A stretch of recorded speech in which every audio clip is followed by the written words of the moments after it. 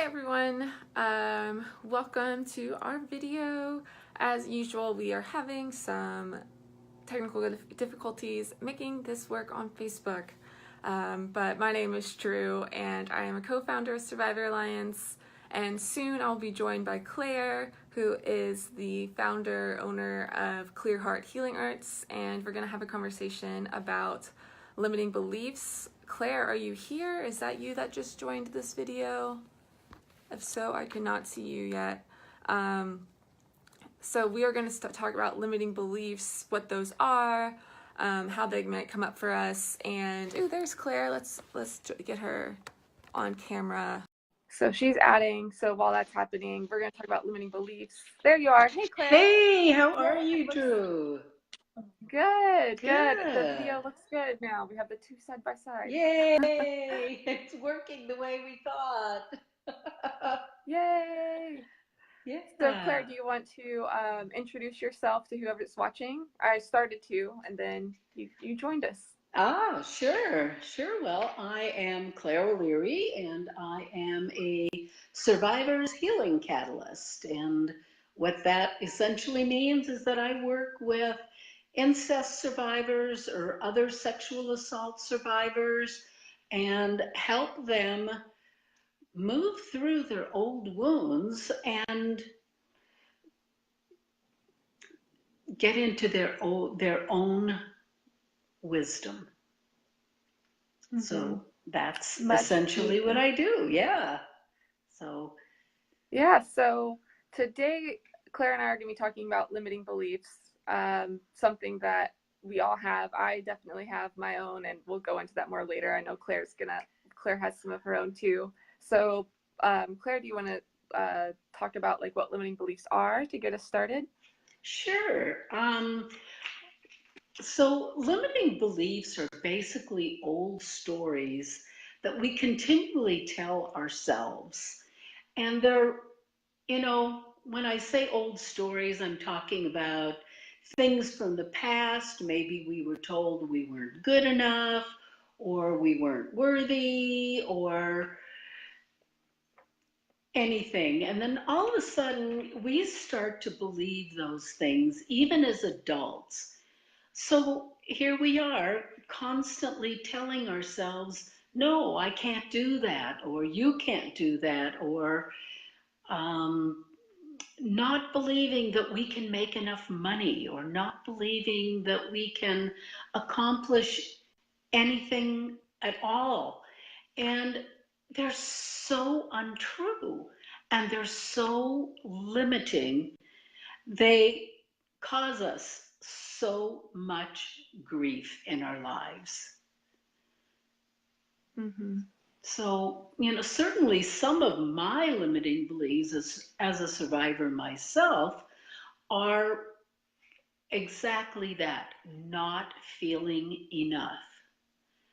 And a lot of those issues they're in our energy centers. And until we can let go of the old story that's causing that kind of thing, we're going to continue to have those limiting beliefs.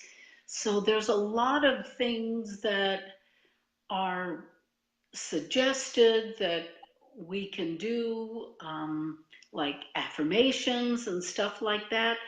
And they're great. They're really an amazing way to start to release them. But we've got to release that energy that we're attached to, that belief system that we had from being told that when we were young, or even as adults. Some of us get those beliefs from all different kinds of places. So, so for me, one of those limiting beliefs is not being enough. The other one that is stuck in chakra 2, if any of you are familiar with chakras, and we can certainly talk about those another time, is not making enough money, not believing that I'm worthy of making money. And that's a huge issue for most survivors that I know. So those are definitely two of mine. Drew, what do you struggle with? Yeah, I mean, I definitely also struggle with the beliefs that you stated, but I want to kind of like talk more about like the feeling undeserving, because mine specifically, like I just see it play out a lot in my relationships, feeling like I need to like go the extra mile to just like be good at like enough, like going above and beyond. Um, that's something that comes up for me a lot, or feeling, especially, you know, with this, just feeling again like unable, like can't work enough, feel like I'm unable to do enough to like achieve enough, feeling like I have to like achieve a ton all the time to prove myself. And also, especially that comes around telling my story, of feeling, with the sense of feeling you have to share a lot and tell a lot just to be believed, um, so I think those are what come up for me. But I wanna kind of clarify, because I see limiting beliefs as something that, they tend to be very subconscious, right? Is that how you view them as well? Where it's not like you're actively telling yourself, "I'm not enough," but if you dig deeper, Exactly. that's what you underneath it.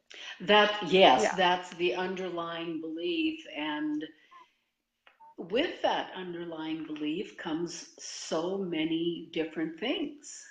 Um, so it's not that we tell ourselves that we're not enough so much as we really find that we we do things that actually, oh, the word's not coming to me. Um, we do things to sabotage ourselves because of that belief system. And we Mm-hmm. feel like no matter how much we've done, it's not enough. And we find that either the money goes out constantly, more money goes out than comes in, or there's always different things that we end up with because of the limiting beliefs that we have. So there Mm-hmm. really are very unconscious beliefs, but we tell ourselves so often, I can't do that. There's no way I can accomplish that. And those are Mm-hmm. the things that we can change. Those are the stories we tell ourselves over and over again that we can just stop. So I see my friend Mm-hmm. Jennifer is watching. Hi, Jennifer. Hope you're doing great. Always great to see my buddies on here. So let's see. So I'd like to ask whoever's watching to post what their limiting beliefs are and um, how they deal with those. Is there? Yeah, I'd love to hear from you guys. Mm-hmm. So in the Another meantime, one that just, go can I ahead, share one more real quick? please. Is that comes up a lot, and I see this with other people in my life, where you feel like you can't do things that are new to you, because you've never done them, so you must not be good at them, so then you must not even try. um, that is one that like I catch myself in sometimes. Like I love doing new things, but I still catch myself around like certain things, especially around creativity, feeling like, well, I can't do that, I'm not creative enough. And I see that with others, for a number of things, whether it be relationships or jobs or something, just like I can't do that.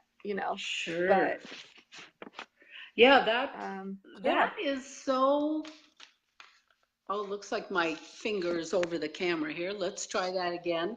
Had to change hands. So, what um, what I see a lot, especially with survivors, is issues with creativity.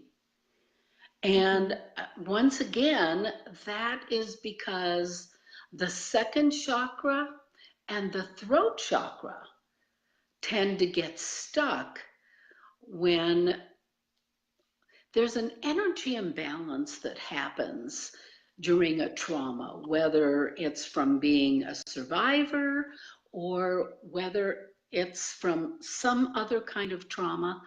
And what I find is those chakras, especially the sexual chakra, which is the second chakra, and the throat chakra, those two are paired.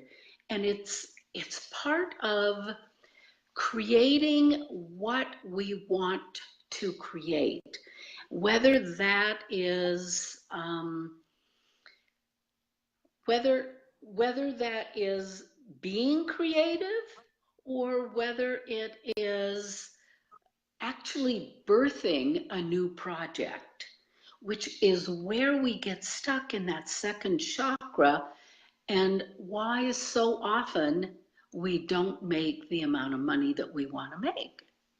So it's really, it's all energetic balance and imbalance. So we'll talk a little bit more about energetic imbalances and that kind of stuff and how to work on those later on. But they are huge in sorry, they are huge in creating our limited beliefs and letting those go. So, anything else you want to add, Drew? No, I just want to ask, speaking of letting them go, do you have some practices or like something that people can try at home to maybe let some of these go? You know, I recently learned about this really simple, what I call a pattern interrupt. And that is when you find yourself in telling yourself that I can't do this, or what's this day going to be like? Is it, and getting anxious or irritated or any of those things. If you can count backwards from 5 to 1, and obviously it just takes seconds, it's just 5, 4, 3, 2, 1, and then move on to doing something different, you will find that it is truly, it interrupts your thought pattern by counting backwards from 5 to 1. And then you can start maybe telling yourself some affirmations or just saying, yes, I am good enough. And yes, I can do this. And another one that I really enjoy doing in the morning, especially if I'm feeling anxious or wondering how a meeting is going to go, is to actually just close my eyes for a few minutes and visualize myself after the meeting, visualize the meeting and how beautifully it went, and actually telling myself the story of, this was such an amazing meeting. I'm so excited about how things are going to go, and all the new things that are going to happen because of this meeting. It's a really awesome way to set your day. So those are definitely things that I like to do pretty much almost on a daily basis. I can't say that I do it every single day, but I do my best. You know, that reminds me, speaking of like affirmations, for a while I had like a sticky note on my mirror with like things written on them that would like, with like affirmations that I wanted to like practice. And that way I would see it every morning when I'm getting ready as a reminder, because otherwise I'm more likely to just kind of forget and go. And yeah, I just thought I'd throw that out there. And the Saley, it's funny, she got me this little button that like when you push it, it says like, you are a badass. or you can do it, or I love that. it's I super cute. love that. Yeah. So did So that's those a fun way affirmations to help? Sorry. Um, I think it did help. I had like five of them up there, which I think was too much. I think if I were to do it now, I would have like one affirmation as opposed to like five, because then you just like, oh, I don't want to look at all those right now, and you don't look at any. So It's yeah. so true. You know, I started writing affirmations on my mirror years and years ago. And I did the same thing. I had too many on my mirror and I narrowed it down to one. And sometimes I would look at that affirmation and I would say to myself, no way, that's just BS. And what I found that really, really worked for me was to write every day in every way, I am getting better and better. And that was one I could actually believe, that every day I'm getting a little bit better at doing whatever it is that I want to do. And so, whatever affirmations you use, you really, really, truly have to believe them. Yeah, that's a really good point, because I find I've just been I caught myself just yesterday going back to like the creativity thing, that like you get better with practice, but sometimes we still believe, like especially with things that we weren't always good at, that we're still sucky at something. When we've been doing it for 5 years now, we're definitely better than we were, right? But it's easy to like, sometimes I still get caught up in like, oh, I'm not good at that. Like painting my nails, I used to get it all over my nails, right? When I was 8, and I still think I'm bad at painting my nails, but I don't get it all over my hands anymore. So like, obviously I'm getting better at it, but I still have that like thought pattern of my 8-year-old kid, like I suck at it. Exactly. So You know, we remember those little things that we failed at when we were 8 or 13 or whatever, and we keep telling ourselves that same story. And the interesting thing, Drew, about creativity is creativity doesn't mean that you have to be a fine artist. I mean, creativity is all sorts of things. You know, you might be really, or somebody might be really creative in a whole different way. You might be creative in accounting, even, or you might be creative in, I can't think of any other examples. Jennifer might know because she's very creative in her way. And there are so many different ways of creativity, and you know, we have to remember that we're not all going to be fine artists. For instance, when I write in my journal or when I do art journaling, I often use stick figures. I mean, the whole point, and I'm a graphic designer by training, so you know, you can definitely do that. Oh, yay, I've got a couple of new followers, Cynthia and Louise. Hi, you guys. So, yeah, I find that it's creativity is different for everybody, and it does not mean that you have to be. Creativity is really birthing an idea in whatever way that means. So, yeah. yeah. So we have to quit telling ourselves that we're not creative, because we are all creative. It's, yeah, it's really so true. Yeah. Thank you. I mean, I feel like I'm creative when it comes to like strategy and like creating processes and stuff. Like that's where I feel like I'm the best. And like that big picture than like drawing and stuff. Even though I'm okay, but that's not how I want to express it as much. So yeah. Very, yeah, very good point. Very good point. Yeah, and we just forget that creativity is different for everybody, and I'm totally with you. I see you as being really creative in strategic endeavors.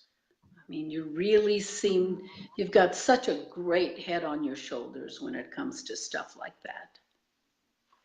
Thank So I you, love Claire. that. That means a lot.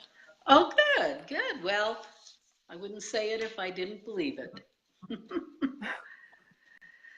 Well, do we have any So, final thoughts for our viewers before we depart for the day? well, I would like you to think about what limiting beliefs you have and how you can interrupt those beliefs, and post in the comments if there's something that you can, if there's an idea that you have that helps you stop your limiting beliefs. And then we'll be back next Thursday, right? Yeah, this like 3 days from now, Thursday. In 3 days from right. now, Thursday, yeah. Exactly. Yeah. So on Thursday the 19th, we'll be back at about the same time, 12:30 Pacific time, and we're going to talk about the stories that we have that are stuck in Pandora's box, and how we can start to let go of those old stories by cracking Pandora's box. So we're going to talk a little bit about Pandora's box, Pandora and her box, which is truly a jar. If you read the Greek version of the story, which I found really interesting to discover less than a year ago. So anyway, we'll talk a little bit about Pandora's box next week and how it affects all of us and how we can learn to open that up and let go of some of those things. Let go of some of our old stories. Yeah. Because we all have them. We've all got something that we're hiding in there. Exactly, exactly. We're going to bring all those things that are hiding in the dark in Pandora's box, and we're going to bring them to light. One of my favorite things is to bring incest to light. So we're going to bring whatever old stories we have stuck in Pandora's box, we're going to bring those to light. Looking forward to it. Yeah, thanks. I think, yeah, you guys, if you know anybody who might be interested in what we're talking about, be sure and share the video. And truly look forward to seeing everybody next Thursday. Same time, same station. Yeah, make sure to leave your comments below if you have anything limiting beliefs you want to share with us, or strategies that you find helpful as well that you want to share with the group that we didn't mention. Absolutely. Strategies are so important. And even if we think they're small, they could be helpful to somebody else, and that is key. So please leave your comments below, and we'll see you guys next Thursday. Yeah, see you all on Thursday. Have a great rest of your day, everyone. Yeah, you too.